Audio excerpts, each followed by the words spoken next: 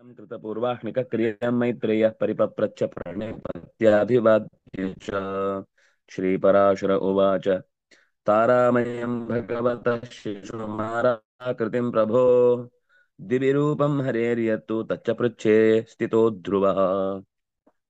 ನಕ್ಷತ್ರಗಳ ಗುಂಪಿನಿಂದ ಕೂಡಿದ ಶಿಂಶುಮಾರ ಅಥವಾ ಶಿಶುಮಾರ ಅನ್ನುವ ಆಕೃತಿಯ ಆಕಾಶದಲ್ಲಿನ ರೂಪವನ್ನು, ಅದು ಭಗವಂತನ ವಿಶೇಷವಾದ ಶರೀರ. ಹರೇಹೇ ಯತ್ ದಿವಿರೂಪಂ ತಸ್ಯ ಪೃಚ್ಛೇ ಸ್ಥಿತೋ ಧ್ರುವ.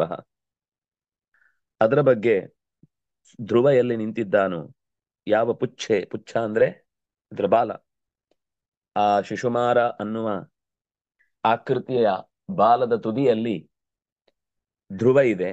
ಅದು ಮೇರುವಿನ ನೆಲೆಯೂ ಹೌದು. ಆ ಧ್ರುವ ಇಡೀ ತಾರಾಮಯವಾದ ಜಗತ್ತಿಗೆ ಕೇಂದ್ರಾಕೃತಿಯಾಗಿದೆ, ಕೇಂದ್ರ ಸ್ಥಾನವಾಗಿದೆ. ಅಂತಹ ತಾರಾಮಯವಾದ ಭಗವಂತನ ಶಿಶುಮಾರಾಕೃತಿಯ ಬಾಲದ ತುದಿಯಲ್ಲಿ, ಅದು ಶಿಶುಮಾರಾಕೃತಿ ಎನ್ನುವುದು ಭಗವಂತನ ವಿಶಿಷ್ಟವಾದ ಒಂದು ರೂಪ.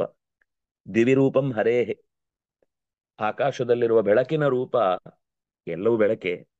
ಇಲ್ಲಿ ತಾರಾಮಯವಾದದ್ರಿಂದಾಗಿ ಇನ್ನೂ ವಿಚಿತ್ರವಾದ ಬೆಳಕು.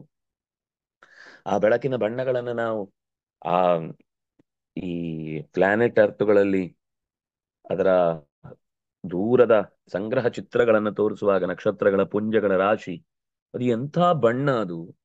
ಆ ಬಣ್ಣದ ಬಗೆಗೆ ನಮಗೊಂದು ಎಕ್ಸ್ಪ್ಲೈನ್ ಮಾಡ್ಲಿಕ್ಕೆ ಆಗುದಿಲ್ಲ. ಅಷ್ಟು ಚಂದದ ಬಣ್ಣಗಳು, ಅಷ್ಟು ಚಂದದ ದೃಶ್ಯಗಳಾಗಿ, ಚಿತ್ರಗಳಾಗಿ, ಇದನ್ನೆಲ್ಲ ದೂರದಿಂದ ಗಮನಿಸಿದವರಿಗೆ ಅದು ಹಾಗೆ ಕಾಣುತ್ತೆ ಅಂತ. ನಕ್ಷತ್ರಗಳ ಡಾಟ್ಗಳನ್ನ ಕ್ರಮವಾಗಿ ಜೋಡಿಸಿದ್ರೆ ಅಲ್ಲೊಂದು ಶಿಶುಮಾರ ಆಕೃತಿ ಕಾಣುತ್ತೆ ಅಂತ. ಅಥವಾ ಈಗ ಹೇಳುವ ಸಪ್ತರ್ಷಿ ಮಂಡಲ ಇರ್ಬೋದು, ನಕ್ಷತ್ರ ಮಂಡಲ ಇರ್ಬೋದು, ಅವುಗಳಿಗೆ ಒಂದೊಂದು ಆಕೃತಿ ಏನು ಹೇಳಿದ್ದಾರೆ, ರಾಶಿ ಮಂಡಲ, ಅದೆಲ್ಲದ ಚಿತ್ರಗಳನ್ನ ನಾವು ಆಕಾಶದಲ್ಲಿ ಕಣ್ಣಲ್ಲಿ ಕಲ್ಪಿಸಿಕೊಳ್ಳಿಕ್ಕಾಗತ್ತೆ, ಕಾಣುತ್ತೆ ಹಾಗೆ. ಅವರದನ್ನ ಹೇಗಿದೆ ಅಂತ ಗುರುತಿಸ್ಲಿಕ್ಕೋಸ್ಕರ ಯಾವೆಲ್ಲ ನಕ್ಷತ್ರ ಸೇರಿದ್ರೆ ಸಪ್ತರ್ಷಿ ಮಂಡಲ ಆಗತ್ತೆ, ಯಾವೆಲ್ಲ ನಕ್ಷತ್ರ ಸೇರಿಸಿದ್ರೆ ರಾಶಿ ಮಂಡಲ ಆಗತ್ತೆ ಅಂತ ನೆನಪಿಟ್ಕೊಳ್ಳಿಕ್ಕೆ ನಮಗೆ ಈ ತರದ ವ್ಯಕ್ತಿಯ ಅಥವಾ ವಸ್ತುವಿನ ಆಕೃತಿಯನ್ನ ಅಲ್ಲಿ ಹೇಳಿದ್ದು. ಹಾಗೆ ಇಲ್ಲಿ ಶಿಶುಮಾರ ಆಕೃತಿ ಭಗವಂತನದ್ದು. ಅದಕ್ಕೊಂದು ಬಾಲ, ಬಾಲದ ತುದಿಯಲ್ಲಿ ಧ್ರುವ, ಅದು ಸ್ಥಿರ. ಅಂತಹ ಸ್ಥಿರವಾದ ಕೇಂದ್ರಕ್ಕೆ ಅಂಟಿಕೊಂಡು ತಾರಾಮಯವಾದ ಜಗತ್ತು ತುಂಬಿಕೊಂಡಿದೆ ಅನ್ನೋದನ್ನು ಹೇಳಿದ್ರು. ದಿವಿರೂಪಂ ಸೈಷ ಭ್ರಮನ್ ಭ್ರಾಮಯತಿ ಚಂದ್ರಾದಿತ್ಯಕಾನ್ ಗ್ರಹಾನ್ ಭ್ರಮಂತಂ ಅನುತಂ ಯಾಂತಿ ನಕ್ಷತ್ರಾಣಿ ಚ ಚಕ್ರವತ್. ಚಂದ್ರ ಆದಿತ್ಯನೇ ಮೊದಲಾದ ಗ್ರಹಗಳನ್ನು ಭ್ರಮನ್ ಸುತ್ತಿಸುತ್ತಾ, ಯಾವುದು ಧ್ರುವ, ಸೈಷಃ ಧ್ರುವ ಸೈಷಃ ಭ್ರಾಮಯತಿ, ತಾನೂ ಕೂಡ ತನ್ನ ಕಕ್ಷೆಯಲ್ಲಿ ಭ್ರಮನ್, ಅವನು ಸುತ್ತುತ್ತಾ ಇದ್ದಾನೆ, ಅವನೇನು ಸುಮ್ಮನೆ ಕೂತಿಲ್ಲ, ಆದ್ರೆ ಸ್ಥಿರವಾಗಿ ಒಂದೇ ಕಡೆ ಸುತ್ತುತ್ತಾ ಇದ್ದಾನೆ. ತಾನು ಭ್ರಮನ್ ಚಂದ್ರಾದಿಕಾನ್ ಗ್ರಹಾನ್ ಭ್ರಾಮಯತಿ ಭ್ರಮಂತಂ ಅನುತಂ ಯಾಂತಿ ನಕ್ಷತ್ರಾಣಿ ಚಕ್ರವತ್. ಆ ಚಕ್ರ ತಿರುಗಿದಾಗ ಅದರ ಸುತ್ತಲಿನ ಅರಗಳು ಹೇಗೆ ತಿರುಗ್ತಾವೋ ಹಾಗೆ ಧ್ರುವ ತಿರುಗಿದಾಗ ಅದರ ಸುತ್ತ ಈ ತಾರಾಮಯವಾದ ಜಗತ್ತು ಸುತ್ತುತ್ತಾನೇ ಇರುತ್ತೆ. ಭ್ರಮಂತಂ ಅನುತಂ ಯಾಂತಿ ನಕ್ಷತ್ರಾಣಿ, ಅವನು ತಿರುಗಿದ ಹಾಗೇನೆ ನಕ್ಷತ್ರಗಳು ಕೂಡ ಅವನ ಸುತ್ತ ತಿರುಗ್ತಾವೆ. ಹಾಗಾಗಿ ಸೂರ್ಯನಿಗೂ ಒಂದು ಚಲನೆ ಇದೆ ಅನ್ನೋದನ್ನ ವಿಷ್ಣು ಪುರಾಣ ಯಾವಾಗ್ಲೂ ಹೇಳಿದೆ. ಈಗ ಹೇಳ್ತಿದ್ದಾರೆ, ಇಲ್ಲ ಅದು ಕೂಡ ಸ್ಥಿರ ಅಲ್ಲ, ಅದಕ್ಕೂ ಒಂದು ಚಲನೆ ಇದೆ. ಅದರಿಂದಾಗಿ ಹಿರಿಯರು ಉತ್ತರಾಯಣ ದಕ್ಷಿಣಾಯಣ ಅಂತಷ್ಟು ಬಿಡಿಸಿ ಹೇಳಿದ್ದು. ನಮ್ಗದು ಅರ್ಥ ಆಗುವಷ್ಟರಲ್ಲಿ ಇನ್ನೇನೇನೋ ಸಂಗತಿಗಳೆಲ್ಲ ಅಲ್ಲಿ ತುಂಬಿಕೊಂಡಿರ್ತಾವೆ. ತಿಳ್ಕೊಳ್ಬೇಕಾದ ಬಾಕಿ ಉಳಿದಿದ್ದು ಹಿಂದೆ ಉಳಿದು ಬಿಡ್ತೇವೆ. ನಾವು ಅಕಸ್ಮಾತ್ ಪುರಾಣದ ಈ ಮಾತುಗಳಿಗೆಲ್ಲ ಸ್ವಲ್ಪ ಗಮನ ಕೊಟ್ಟು ಆಗಲೇ ಅದನ್ನ ಯೋಚನೆ ಮಾಡಿದ್ದಿದ್ರೆ ಅಧ್ಯಯನದಲ್ಲಿ, ಅವಾಗ ಇಷ್ಟು ಕಷ್ಟಪಟ್ಟು ಅದಕ್ಕೋಸ್ಕರ ಏನೇನೋ ಹೊಸ ಪ್ರಯೋಗಗಳನ್ನೆಲ್ಲ ಮಾಡಿ ತಿಳ್ಕೊಳ್ಬೇಕಾಗಿಲ್ಲ. ಪ್ರಯೋಗ ಮಾಡ್ಲೇಬೇಕು, ಅದು ಅವತ್ತಾದ್ರೂ ಮಾಡ್ಬೇಕು, ಇವತ್ತಾದ್ರೂ ಮಾಡ್ಬೇಕು. ಆದ್ರೆ ಈ ಸಹಕಾರ ಇದ್ದಿದ್ರೆ ಅದಕ್ಕೋಸ್ಕರ ತಲೆ ಕೆಡಿಸ್ಕೊಳ್ಬೇಕಾದಿರ್ಲಿಲ್ಲ. ಋಷಿಗಳು ಹೇಳಿದ್ದಾರೆ. ಈಗ ಅದನ್ನ ನಾವು ಆ ದೃಷ್ಟಿಗೆ ತಂದುಕೊಳ್ಳುವುದಕ್ಕೊಂದು ಪ್ರಯತ್ನ ಬಿಟ್ರೆ ವಿಷಯನೇ ಹೊಸ್ತು ಅಂತ ಆಗ್ತಿರ್ಲಿಲ್ಲ. ಎಷ್ಟೋ ವಿಷಯಗಳು ಯಾವಾಗ್ಲೂ ಹೇಗೋ ತಾನಾಗೆ ಸಿದ್ಧ ಆಗ್ಬಿಡ್ತಿತ್ತು. ಅದ್ರ ಮೇಲೆ ಈಗ ಒಂದು ವಿಷಯ ಗೊತ್ತಾಗಿದೆ ಅಂತಂದ್ಮೇಲೆ ಅದನ್ನ ಕಂಡು ಹಿಡ್ಕೊಳ್ಳೋದಷ್ಟೇ ಬಾಕಿ. ಇದು ಕಂಡು ಹಿಡಿಯುವುದೇ ಒಂದು ದೊಡ್ಡ ಸಾಧನೆ. ಅದಕ್ಕೆ ಎಷ್ಟೋ ವರ್ಷಗಳ ಕಾಲ ಜೀವ ತೆತ್ತು ದುಡ್ಡು ಖಾಲಿ ಮಾಡಿ ಇದ್ದು ಬದ್ದವರನ್ನೆಲ್ಲ ಬೈಕೊಂಡು ನಾವೇ ದೊಡ್ಡವರು ಅಂತ ಬೈದು ಹೇಳ್ಕೊಂಡು ಆಮೇಲೆ ನೋಡಿದ್ರೆ ಗೊತ್ತಾಗುತ್ತೆ ನಮ್ಮಷ್ಟು ಚಿಕ್ಕವ್ರು ಇನ್ನೊಬ್ರು ಇಲ್ಲ ಅಂತ. ಅದು ಗೊತ್ತಾಗುವಷ್ಟೊತ್ತರ ಮರ್ಯಾದೆಗೆ 3 ಕಾಸು. ಇದೆಲ್ಲ ನಮ್ದು ನಿತ್ಯ ಯಾವಾಗ್ಲೂ ನಡೀತಾನೆ ಇರುವ ಅವ್ಯವಸ್ಥೆ. ಯಾವತ್ತೂ ಕೂಡ ನಾವು ತಿಳುವಳಿಕೆ ವಿಷಯದಲ್ಲಿ ನನ್ನಷ್ಟು ಸರಿಯಾಗಿ ತಿಳಿದವ್ರು ಯಾರಿಲ್ಲ, ಅಥವಾ ನಾನು ತಿಳಿದದ್ದೇ ಕರೆಕ್ಟ್ ಕೊನೆ, ಅದ್ರ ಮೇಲೆ ಮತ್ತೇನು ತಿಳ್ಕೊಳ್ಳಿಕ್ಕಿಲ್ಲ. ನಮ್ಗೆ ಗೊತ್ತಾಗ್ಲಿಲ್ಲ ಅಂದ್ರೆ ಗೊತ್ತಾಗ್ಲಿಲ್ಲ ಅಂತ ಒಪ್ಕೊಳ್ಬೇಕು. ನಮ್ಗೆ ಅರ್ಥ ಆಗ್ಲಿಲ್ಲ ಅಂದ್ರೆ ಅದನ್ನ ಹಾಗೆ ಒಪ್ಕೊಂಡ್ರೆ ಕನಿಷ್ಠ ಪಕ್ಷ ಮುಂದೊಂದ್ ದಿವ್ಸ ಅರ್ಥ ಆಗುವ ದಾರಿ ತೆಗೆದುಕೊಂಡಾಗ ತಾನಾಗಿ ಓ ಹೀಗ ಅಂತ ಅನ್ಸುತ್ತೆ.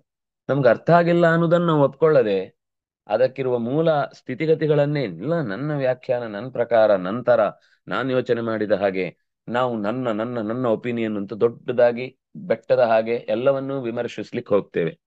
ಯಾವುದು ನಮ್ಮ ವಿಮರ್ಶೆಗೆ ಯಾವುದು ನಮ್ಮ ವಿಮರ್ಶೆಗೆ ಸುಲಭವಾಗಿ ಒಗ್ಗುತ್ತೋ ಅದನ್ನ ಮಾಡ್ಬೇಕು, ಮಾಡಬಾರ್ದು. ವಿಮರ್ಶೆ ಮಾಡೋದು ತಪ್ಪು ಅಂತ ಯಾರು ಹೇಳಲಿಲ್ಲ.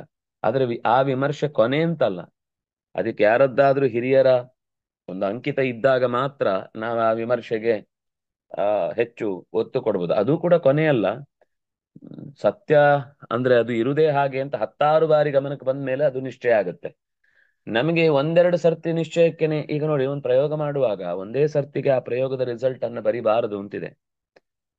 ಒಂದು 5-6 ಸಲ ಮಾಡಿದ ಮೇಲೂ ಅದೇ ತರದ ರಿಸಲ್ಟ್ ಚೂರು ವ್ಯತ್ಯಾಸ ಆಯ್ತು ಅಂದ್ರೆ ಏನೋ ಹಾಗಾದ್ರೆ ನಮ್ಮ ಪ್ರಯೋಗದ ಸಮಯ ವ್ಯತ್ಯಾಸವೋ, ಪದಾರ್ಥಗಳ ವ್ಯತ್ಯಾಸವೋ, ಅಥವಾ ಅದರಲ್ಲಿರುವ ಕಂಟೆಂಟ್ ಅನ್ನು ಇನ್ನೊಂದು ಕಂಟೆಂಟ್ ಜೊತೆಗೆ ಸೇರಿಸಿದ್ರ ವ್ಯತ್ಯಾಸವೋ, ಅಥವಾ ಸೇರಿಸುವಾಗ ಅದು ಸಮಯದ ವ್ಯತ್ಯಾಸದಿಂದಲೂ ಮೊದಲ ಸರ್ತಿ ಸೇರಿಸಿದಾಗ ಬೇರೆ ಫಲ ಕೊಡುತ್ತೆ, ಎರಡನೇ ಸರ್ತಿ ಸೇರಿಸಿದಾಗ ಬೇರೆ ಫಲ ಕೊಡುತ್ತೆ.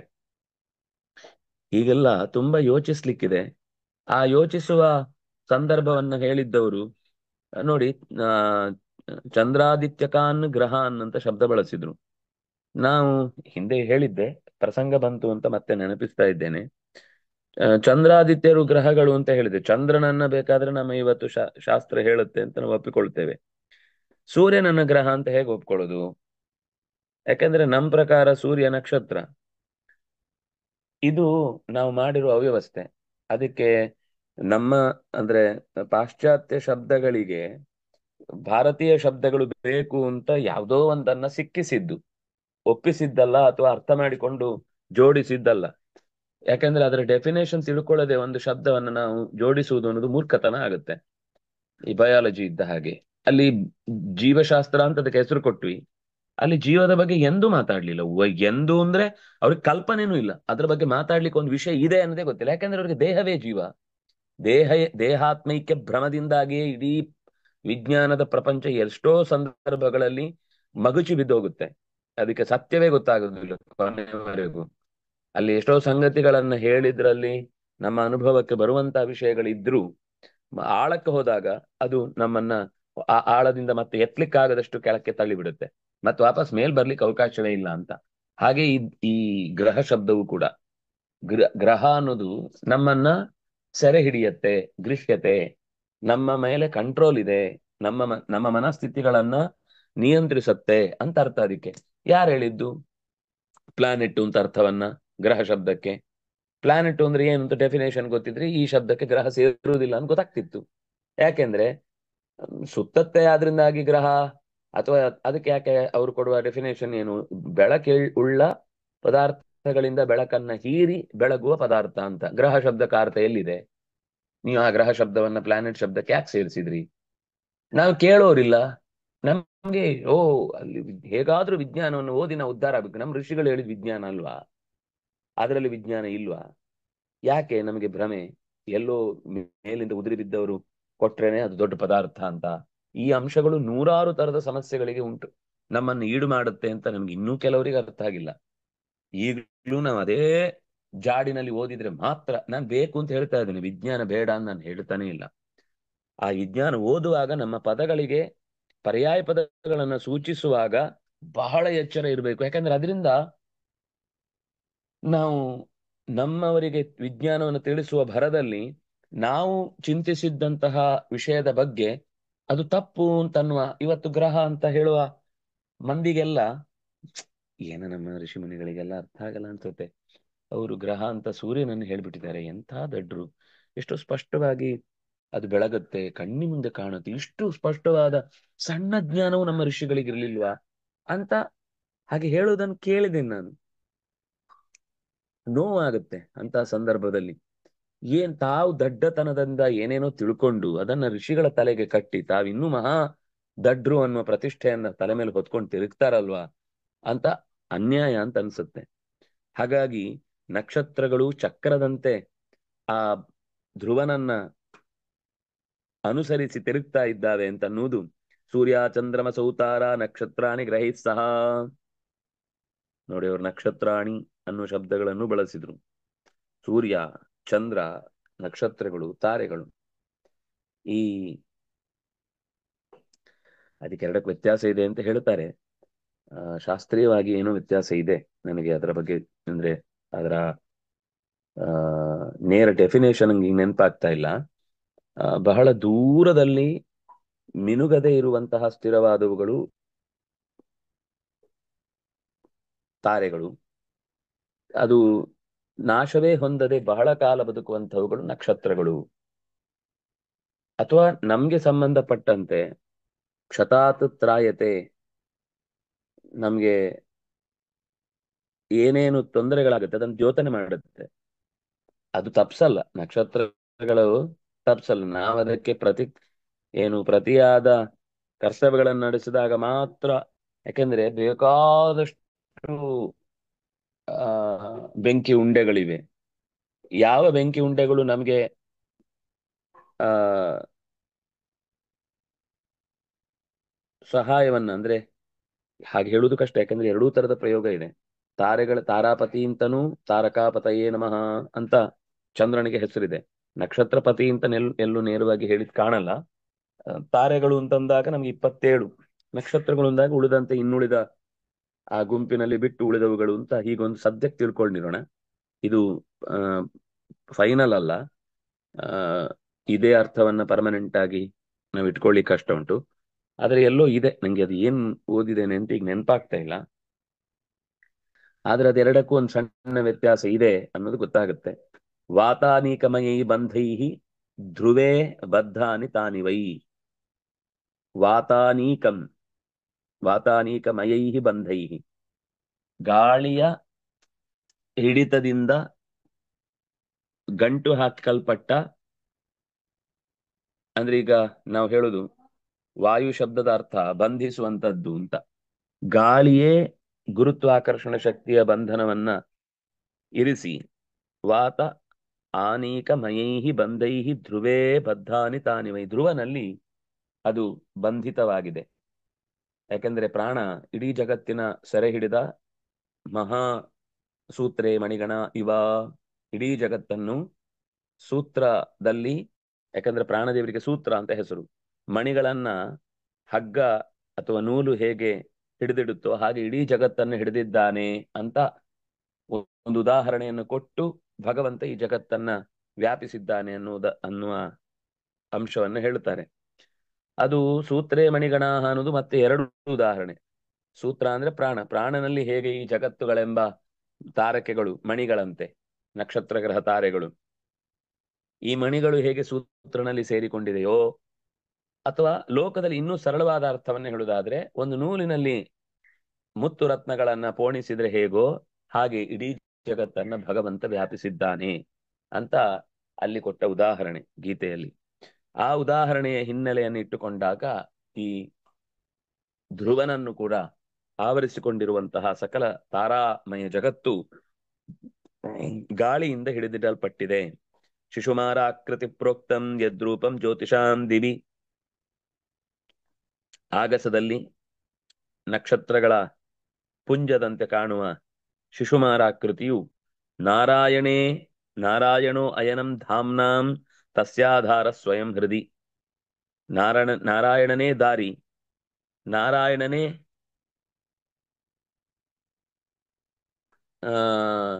ಅದರ ಗುರಿ. ದಾರಿಯೋನೆ, ಗುರಿಯೋನೆ, ಸ್ಥಿರವೂ ಅವನೇ. ತಸ್ಯ ಆಧಾರ ಸ್ವಯಂ ಹೃದಿ.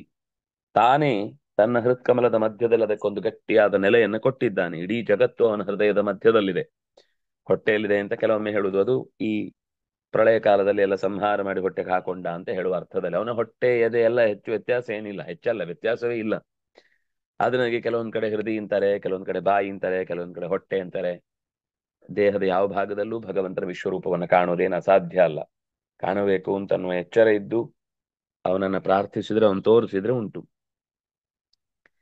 ಉತ್ಥಾನಪಾದ ಪುತ್ರಸ್ತುತ್ತಾಂ ತಮಾರಾಧ್ಯ ಜಗತ್ಪತಿಂ ಸತಾರಾ ಶಿಶುಮಾರ ಶಿಶುಮಾರಸ್ಯ ಧ್ರುವ ಪೃಚ್ಛೇ ವ್ಯವಸ್ಥಿತ. ಉತ್ಥಾನಪಾದನ ಮಗ ಧ್ರುವ, ಅವನೇ ಈ ಸ್ಥಿರವಾದ ತಾರಾಮಯವಾದ ಜಗತ್ತಿನ ಕೇಂದ್ರಕ್ಕೆ ಅಧಿಕಾರಿ ಅಥವಾ ಕೇಂದ್ರಕ್ಕೆ ಒಡೆಯ. ಅವನು ಈ ಪರಮಾತ್ಮನನ್ನ ಪ್ರಾರ್ಥಿಸಿ ಜಗತ್ಪತಿಂ ಆರಾಧ್ಯ, ಭಗವಂತನನ್ನ ಆರಾಧಿಸಿದ್ರೆ ಧ್ರುವ ಸ್ಥಾನವೂ ಸಿಗುತ್ತೆ ಅಂತ. ಲೋಕದ ಫಲದಲ್ಲಿ ಅತ್ಯಂತ ಉನ್ನತವಾದ ಸ್ಥಾನವನ್ನು ಕೂಡ ಪಡೆಯುತ್ತೆ. ಅದು ಕೂಡ ಸ್ಥಿರ ಅಲ್ಲ, ಪ್ರಪಂಚ ನಾಶ ಆದಾಗ ಪ್ರಳಯದ ಕಾಲದಲ್ಲಿ ಧ್ರುವವೂ ಕೂಡ ಅಧ್ರುವ ಆಗುತ್ತೆ. ಆದ್ರೆ ಇರುವುದರಲ್ಲಿ ಎಲ್ಲದಕ್ಕಿಂತ ಹೆಚ್ಚು ಧ್ರುವ ಅವನಾದ್ರಿಂದಾಗಿ ಅವನಿಗೆ ಧ್ರುವ ಅಂತ ಹೆಸರು. ಅವನು ಉತ್ಥಾನಪಾದನ ಮಗ, ಸುನೀತಿಯ ಮಗ. ಅವನು ಸತಾರ ಶಿಶುಮಾರಸ್ಯ ಧ್ರುವ ಪುಚ್ಛೇ ವ್ಯವಸ್ಥಿತ. ಧ್ರುವ ಆ ಶಿಶುಮಾರನ ಪುಚ್ಛದಲ್ಲಿ, ಅಂದ್ರೆ ದೇವರೇ ಹೊತ್ತು ನಿಲ್ಲಿಸಿದ್ದು, ನಾನು ಹೊರ್ತೇನೆ, ನಾನು ಮಾಡ್ತೇನೆ, ನಾನು ಇದನ್ನ ನಡೆಸ್ತೇನೆ ಅನ್ನುವುದು ದಡ್ಡತನದ ಮಾತು. ಆಧಾರ ಶಿಶುಮಾರಸ್ಯ ಸರ್ವಾಧ್ಯಕ್ಷೋ ಜನಾರ್ದನ ಧ್ರುವಸ್ಯ ಶಿಶುಮಾರಸ್ಯ ಧ್ರುವೇ ಭಾನು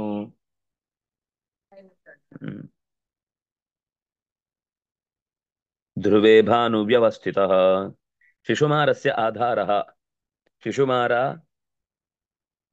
ಅವನೇ ಎಲ್ಲದಕ್ಕೂ ಮೂಲ. ಆ ಶಿಶುಮಾರನ ರೂಪವನ್ನ ಮತ್ತೆ ಹೊತ್ತವನು ತಾನೇ ಇನ್ನೊಂದು ರೂಪದಿಂದ ಜನಾರ್ದನನಾಗಿ, ಅಂದ್ರೆ ಮೋಕ್ಷ ರೂಪ, ಮೋಕ್ಷದಷ್ಟು ಜನಾರ್ದನ. ಇದು ಲೋಕಕ್ಕೆ ಧಾರಣೆ ಮಾಡ್ಲಿಕ್ಕೋಸ್ಕರ ಇಟ್ಟುಕೊಂಡ ಭಗವಂತನ ರೂಪ. ಅವನನ್ನೂ ಕೂಡ ಹೊತ್ತು ನಿಂತವ. ಅಲ್ಲಿ ವಾಯುಕೂರ್ಮ, ಅದರ ಅದರ ಕೆಳಗೆ ಭಗವಂತನ ರೂಪ ಅಂತ ಹೀಗೆ ಬಿಡಿಸಿ ಹೇಳುವಾಗ, ವಿಷ್ಣು ಕೂರ್ಮದ ಕೆಳಗೆ ವಾಯುಕೂರ್ಮ, ವಾಯುಕೂರ್ಮದ ಕೆಳಗೆ ಮತ್ತೆ ಭಗವಂತ ಕೂರ್ಮ ಅಂತ ಹೀಗೆ ಅದರಲ್ಲೊಂದು ವಿಧಾನ ಇದೆ. ಅದು ಲೋಕಕ್ಕೋಸ್ಕರ ಇದ್ದ ಒಂದು ರೂಪ. ಲೋಕಾತೀತನಾಗೆ, ಯಾಕೆಂದ್ರೆ ಆ ರೂಪವನ್ನ ಉಪಸಂಹಾರ ಮಾಡ್ತಾನೆ. ಶಿಶುಮಾರ ರೂಪವನ್ನ ಪ್ರಪಂಚ ನಾಶ ಆಗುವಾಗ ಒಂದ್ಸರ್ತಿ ಉಪಸಂಹಾರ ಮಾಡಿ ಮತ್ತೆ ಅದನ್ನ, ರೂಪ ನಾಶ ಆಗುದು ಅಂತಲ್ಲ, ಆ ವ್ಯವಸ್ಥೆಯ ಕಾರ್ಯಕ್ಕಾಗಿ ಇರುವಂತಹ ರೂಪವನ್ನ ಮುಕ್ತಾಯ ಮಾಡ್ತಾನೆ. ಈಗ ಮೂಲ ರೂಪದಿಂದ ವಾಸುದೇವ, ಸಂಕರಣ, ಪ್ರದ್ಯುಮ್ನ, ಅನಿರುದ್ಧ, ನಾರಾಯಣ ಅನ್ನುವ ರೂಪವನ್ನು ಲೋಕದಲ್ಲಿ ಬೇರೆ ಬೇರೆ ಕಾರ್ಯಭಾರಗಳಿಗಾಗಿ ಐದೈದಾಗಿ ತೋರಿಸಿಕೊಡ್ತಾನಲ್ಲ. ಈ ಐದೈದು ಪ್ರಾಣಾಪಾನ ವ್ಯಾನೋದಾನ ಸಮಾನಗಳೆಲ್ಲ ಕೊನೆಯಾದಾಗ ಭಗವಂತನ ಈ ಐದು ರೂಪಗಳು ಕೂಡ ಅದನ್ನ ನಿಯಂತ್ರಿಸುವುದಕ್ಕೋಸ್ಕರ ಇರುವಂತದ್ದು ಕೊನೆಯಾಗುತ್ತೆ. ಅದು ಮೂಲ ರೂಪದಲ್ಲಿ ಜೊತೆಗೆ ಇದ್ದೇ ಇರುತ್ತೆ, ಆದ್ರೆ ಆ ಕೆಲಸ ಮಾಡ್ತಾ ಇಲ್ಲ, ಯಾಕಂದ್ರೆ ಆ ವಸ್ತು ಇಲ್ಲ ಅದನ್ನ ಕೆಲಸ ಮಾಡ್ತಾ ಇಲ್ಲ ಅಂದ್ರೆ ಅದು ಆಕ್ಟಿವೇಟ್ ಆಗಲ್ಲ. ಆಕ್ಟಿವೇಟ್ ಆಗಿಲ್ಲ ಅಂದ್ರೆ ಭಗವಂತನ ಒಳಗೆ ಸೇರ್ಕೊಂಡಿರುತ್ತೆ. ಅದು ಎಂದೂ ನಷ್ಟವಾಗುವಂತದ್ದಲ್ಲ. ಆ ಕಾರ್ಯಭಾರ ನಡೆಸ್ಲಿಕ್ಕೆ ಆ ವಸ್ತು ಇಲ್ಲ, ಪ್ರಳಯ ಕಾಲದಲ್ಲಿ ಅಂತಹ ವಸ್ತುಗಳಿಲ್ಲ ಅನ್ನುವ ಕಾರಣಕ್ಕೋಸ್ಕರ ಅದನ್ನ ಅದಕ್ಕೆ ಆಧಾರವಾಗಿ ಮತ್ತೆ ಭಗವಂತನ ಮೂಲ ರೂಪವನ್ನೇ ಹೇಳುವಂತದ್ದು. ಹಾಗೆ ಇಲ್ಲೂ ಕೂಡ ಸರ್ವಾಧ್ಯಕ್ಷೋ ಜನಾರ್ದನ ಧ್ರುವಸ್ಯ ಶಿಶುಮಾರಸ್ಯ, ಧ್ರುವೇ ಧ್ರುವಸ್ಯ ಶಿಶುಮಾರಸ್ತು, ಧ್ರುವನನ್ನು ಶಿಶುಮಾರ ಹಿಡಿದಿದ್ದಾನೆ. ಧ್ರುವನಲ್ಲಿ ಭಾನುರ್ವ್ಯವಸ್ಥಿತ. ನೋಡಿ ಎಷ್ಟು ಸ್ಪಷ್ಟವಾಗಿದೆ.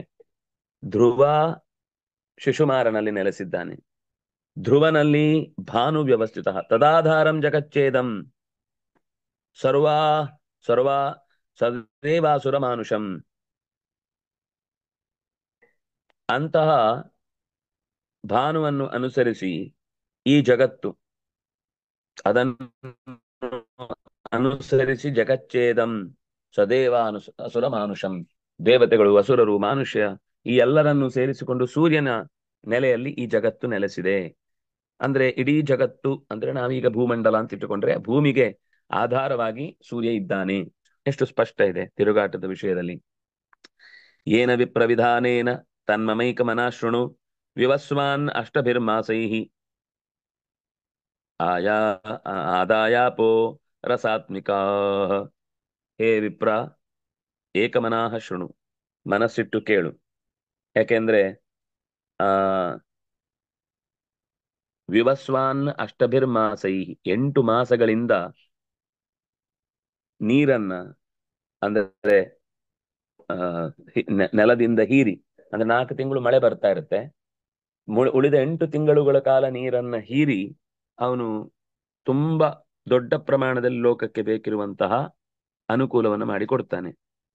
ಹಾಗಾಗಿ ಭಗವಂತನನ್ನು ಅರ್ಥ ಮಾಡಿಕೊಳ್ಬೇಕು ಅಂತಂದ್ರೆ ಅದಕ್ಕೆ ಬೇಕಿರುವಂತಹ ಈ ಸಾಮಾನ್ಯ ಲೋಕಜ್ಞಾನವೂ ಅಷ್ಟೇ ಅಗತ್ಯ ಅನ್ನೋದನ್ನ ಎಷ್ಟು ಚೆನ್ನಾಗಿ ಹೇಳುತ್ತೆ. ಅಷ್ಟಭಿರ್ಮಾಸೈ, 8 ಮಾಸಗಳಿಂದ ಸೂರ್ಯ, ವಿವಸ್ವಾನ್ ಅಂದ್ರೆ ಸೂರ್ಯ. ಇವು ಸ್ವಲ್ಪ ಗಮನ ಇಟ್ಟು ಕೇಳು. ಸರಿಯಾದ ವಿಧಾನದಿಂದ ಜಗತ್ತು ಹೇಗೆ ನಿರ್ಮಾಣವಾಗುತ್ತೆ. ಆಪಹ ರಸಾತ್ಮಕಾಹ ವರ್ಷತ್ಯಂಬು ತತಶ್ಚ ತತಶ್ಚಾನ್ನಂ ಅನ್ನಾತ್ ಅಪ್ಯಖಿಲಂ ಜಗತ್. ಅಲ್ಲಿಂದ ಮಳೆ ಬರುತ್ತೆ, ಮಳೆಯಿಂದ ಬೆಳೆ ಆಗುತ್ತೆ, ಬೆಳೆ ಅನ್ನ ಕೊಡುತ್ತೆ, ಅನ್ನದಿಂದ ಉಳಿದ ಜಗತ್ತು ಉಳಿಯತ್ತೆ, ಬೆಳೆಯುತ್ತೆ ಇತ್ಯಾದಿ. ವಿವಸ್ವಾನ್ ಅಂಶುಮಾ ಅಂಶುಭಿಸ್ತೀಕ್ಷ್ಣೈ ಆದಾಯ ಜಗತೋ ಜಲಂ. ಜಗತ್ತಿನ ನೀರನ್ನು ತನ್ನ ತೀಕ್ಷ್ಣವಾದ ಕಿರಣಗಳಿಂದ ಕೈಯಿಂದ ಹೊತ್ತು ಆಕಾಶಕ್ಕೆ ಕೊಂಡೊಯ್ತಾನೆ. ಸೋಮಂ ಪುಷ್ಣಾತ್ಯತೇಂದುಶ್ಚ, ಸೋಮನನ್ನ ಪುಷ್ಣಾತಿ, ಸೂರ್ಯ ತನ್ನ ಕಿರಣದಿಂದ ಸೋಮನನ್ನ ಬೆಳಗಿಸ್ತಾನೆ. ನಮ್ಗಿದು ಗೊತ್ತಿಲ್ಲ ಅಂತಲ್ಲ, ಬಹಳ ಜನ ಎಲ್ಲೋ ವಿದೇಶದಿಂದ ಉದುರಿ ಬಿದ್ದ ಹಂದಿಯೇ ಹೇಳಿಬಿದ್ದ ಸಂಗತಿ ಸೂರ್ಯ ಬೆಳಗು, ಚಂದ್ರ ಬೆಳಗುವುದು ಸೂರ್ಯನಿಂದ ಹೇಳಿದಾರಲ್ಲ ಇಲ್ಲಿ. ಸೋಮಂ ಪುಷ್ಣಾತಿ ಅಥ ಇಂದುಶ್ಚ ವಾಯುನಾಡಿ ಮಯೈ ದಿವಿ.